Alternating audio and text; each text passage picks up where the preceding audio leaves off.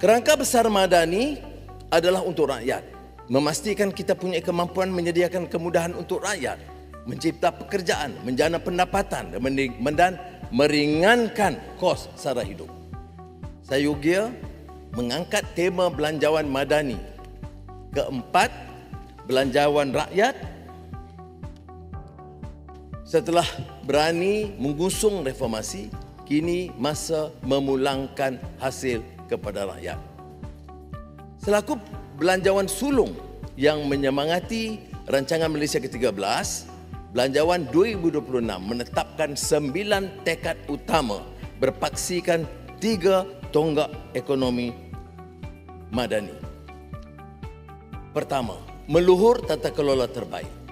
Tan Sri Yang di-Pertua, pentadbiran Madani harus membina kecekapan fiskal, menutup ruang ketirisan dan memperkukuh institusi negara dalam usaha menaikkan siling ekonomi dan lantai hidup rakyat.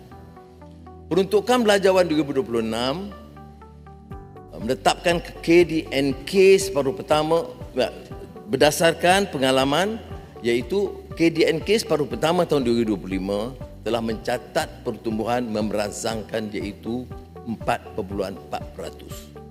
Kendati pun diasak perang tarif Amerika Syarikat, unjuran semula KDNK 2025 antara 4 hingga 4.8% membuktikan ekonomi kita kekal berdaya tahan. Bagi tahun 2026, ekonomi kita diunjur berkembang lebih rendah antara 4 hingga 4.5%. Ini susulan ketidaktentuan ekonomi dunia dan sengketa geopolitik geoekonomi yang berterusan. Sambil mengekalkan komitmen pada FRA, momentum pertumbuhan terus didukung dasar fiskal yang mengembang. Belanjawan 2026 akan mengumpul dan mengoptimum sumber negara termasuk dana GLIC, Badan Berkanun Persekutuan dan syarikat MKD melalui perbelanjaan awam berjumlah 470 bilion ringgit berbanding 452 bilion ringgit tahun lalu.